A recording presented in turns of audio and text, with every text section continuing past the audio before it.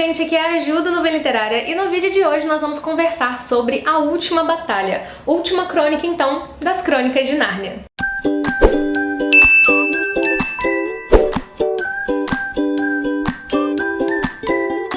Finalmente chegamos então à reta final do projeto Lendo as Crônicas de Nárnia. Esse é o último vídeo do projeto, então hoje eu vou comentar com vocês sobre essa última crônica que eu li e também falar aí as minhas considerações gerais com relação ao livro inteiro.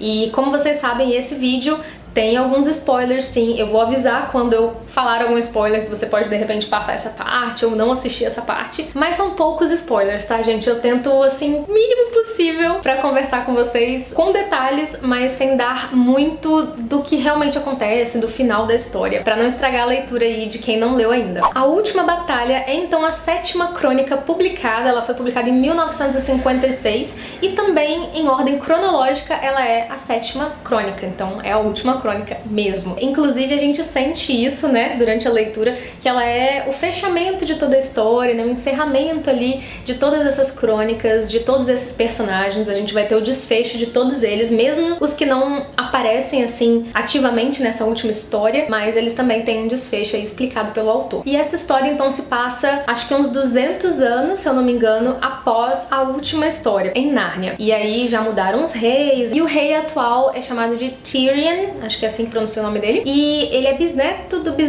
do rei Hilian da última história, né? Então vocês conseguem aí já imaginar quanto tempo que se passou da história. E algo que eu percebi aqui no começo da história é que Aslan não retornou a Nárnia assim fisicamente, mas a crença em Aslan permanece em Nárnia. E eu vou contar pra vocês então o enredo principal dessa história, o que acontece, né? Nós temos aí no começo da história dois personagens principais que nos são apresentados, que é o Manhoso e o Confuso. O Manhoso é um macaco mais velho, assim, e o Confuso é um burro. E eles são amigos, porém, né, o macaco, ele o tempo todo se sobrepõe ao burro, ele desfaz do burro, ele tá sempre ressaltando que o burro é de fato burro, sabe? Ele não entende de nada, ele não sabe o que ele faz, e que ele sempre tem que seguir as orientações, então, do Manhoso, do macaco, porque, coitado, ele não sabe o que faz, ele vai fazer tudo errado se ele for fazer as coisas de acordo com o que ele acha. Então ele sempre segue o que o Manhoso impõe. Ou seja, vocês já entendem aí desde o começo da história que existe então uma manipulação desse macaco sobre o burro. Em determinado momento da história, o Confuso encontra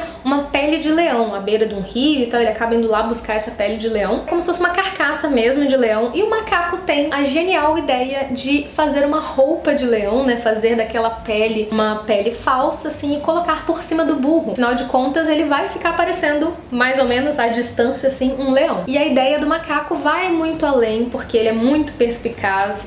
Eu não diria que ele é esperto, porque não é só questão de esperteza, né? Ele é malandro, ele é, enfim, picareta mesmo. E ele resolve então fazer com que o burro se passe por Aslan. Ele convence o burro de que isso é o certo, já que Aslan está há muitos anos, né, sem aparecer em Nárnia, tá sumido e tal, e as pessoas precisam reafirmar a sua fé e tal. Então o macaco convence o burro a se vestir de Aslan e falar algumas coisas então pra população. Só que quem vai ser o porta-voz, né, do Aslan falso seria então o macaco. Então ele é que vai falar como se fosse Aslan e, cara, ele vai fazer muitos estragos com isso, porque ele vai manipular muitos narnianos, e os narnianos, há muito tempo sem ver Aslan, eles ficam fascinados e fazem tudo que o falso Aslan impõe. E então o macaco vai ter uma vida boa, vai ter praticamente criados servindo as coisas pra ele o tempo todo, e ele começa a expressar então as ordens de Aslan e a manipular as pessoas, e através dessas ordens que o Manhoso dá à população em nome de Aslan, as pessoas começam a trabalhar demais, a se sentir meio escravizadas, sabe? E na realidade ele se impõe de uma maneira em que as pessoas pensem que Aslan está furioso com elas, que ele vai castigá-las, que ele está muito furioso com Nárnia porque as pessoas pararam de adorá-lo, enfim. Ele faz, assim, a cabeça das pessoas de uma maneira, gente, que dá, assim, ódio mortal desse personagem. Muito, muito ódio. E essas notícias de que Aslan retornou e tal chegam até o castelo, então, e o rei Tirian vai até onde está o macaco pra pra conferir o que é isso, né? O que tá acontecendo, será mesmo que Aslan retornou? Então ele vai lá averiguar a situação, porém ele descobre essa manipulação. Só que quando ele vai tentar expressar a sua opinião, ele é preso e amarrado a uma árvore, né? E eles não deixam ninguém chegar lá perto, para que o rei não manipule as pessoas, né? Não fale a verdade. E o macaco só consegue isso, essa força bruta e tudo, porque ele acaba traindo Nárnia e ele, enfim, fica do lado dos Calormanos, né? E ele faz então um acordo com os Calormanos e começa a escravizar mesmo os narnianos e meio que vender esses narnianos assim para trabalhar na Calormânia. Inclusive até animais falantes. É assim, uma coisa inimaginável em Nárnia, né? E pro rei isso é terrível.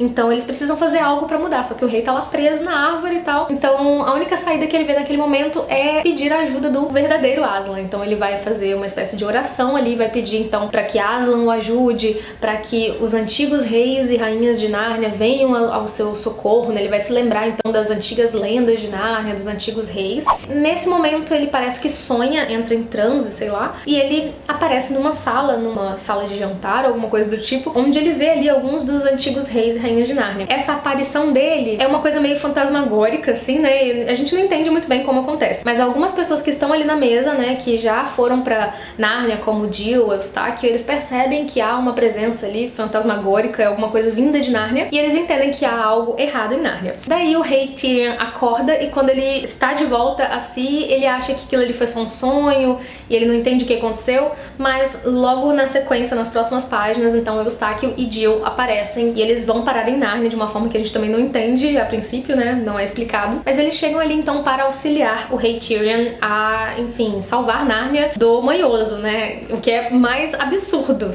O que acontece a seguir é uma guerra, né, entre o rei, alguns dos animais, alguns dos narnianos que ele consegue convencer, porque a maioria já está completamente descrente de Aslan, enfim, não quer lutar ao lado do rei, ou tá com um pouco de medo também. Então, na realidade, é uma quase guerra, não chega nem perto das outras guerras que aconteceram nas outras histórias de Nárnia. É uma coisa bem rápida, que na realidade, a parte boazinha da história, né, o rei, Eustáquio, Jill e os outros personagens, assim, animais que ajudam eles, acabam sendo meio que massacrados mesmo, então é uma coisa meio terrível mesmo, você fica se perguntando, meu Deus, mas qual é a saída deles ali, qual é a saída, o que eles vão fazer? É bem angustiante mesmo, até que algumas coisas mágicas acontecem ali, né? Eu não vou contar em detalhes pra vocês exatamente o que acontece, calma, não tem spoiler ainda nessa parte, mas alguns dos personagens entram em contato com um deus do mal, que é um tal de Tesh, que é o deus dos Calormanos. Ele aparece na história, assim, bem de passagem, e esse deus aparece justamente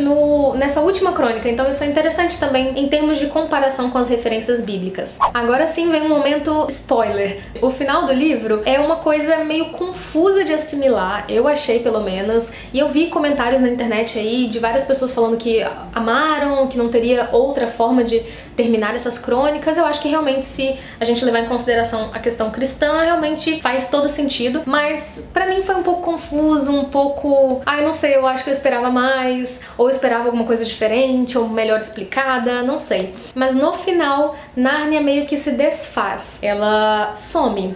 Na realidade, é como se ela tivesse sido só uma projeção do que realmente é a Nárnia, que seria talvez uma referência ao paraíso, né? A Nárnia pra onde eles são transportados, os personagens principais dessa história, os que ainda estão vivos, né?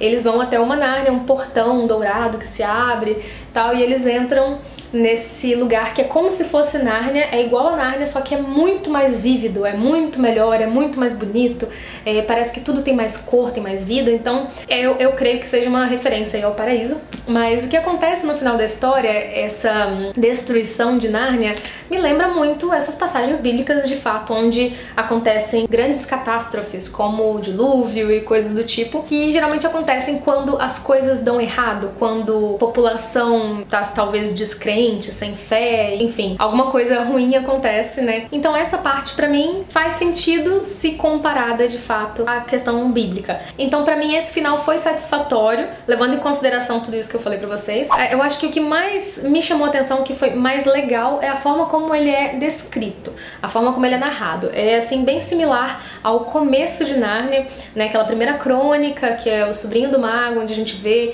Nárnia sendo feita, é mais bonita. A primeira crônica eu achei mais bonita. bonita. Mas esse final me lembrou um pouquinho essa narrativa poética e tal, então eu gostei. Mas ainda fico meio assim, balançada, sabe? Não sei muito bem o que pensar. Mas então eu vou fazer algumas considerações gerais aqui com relação às Crônicas de Nárnia, todas as crônicas. Eu acho que a leitura flui muito bem, pra mim foi uma leitura que, assim, voou, eu não senti dificuldade em momento nenhum. A linguagem é muito acessível, dá pra você ler pra crianças sem problema de entendimento e tal. Parece que o autor conversa com você. Isso que eu achei legal na narrativa, além de ser uma narrativa muito bonita, muito poética, todas as coisas e personagens são descritos de forma belíssima. Eu achei bacana que é bonita, mas ao mesmo tempo não é complicada, complexa, sabe? Então eu gostei bastante da narrativa. As histórias têm alguns altos e baixos, tem histórias que eu gostei mais, outras que eu gostei menos, algumas coisas que eu achei meio agarradas, mas ainda assim a leitura fluía por conta da narrativa.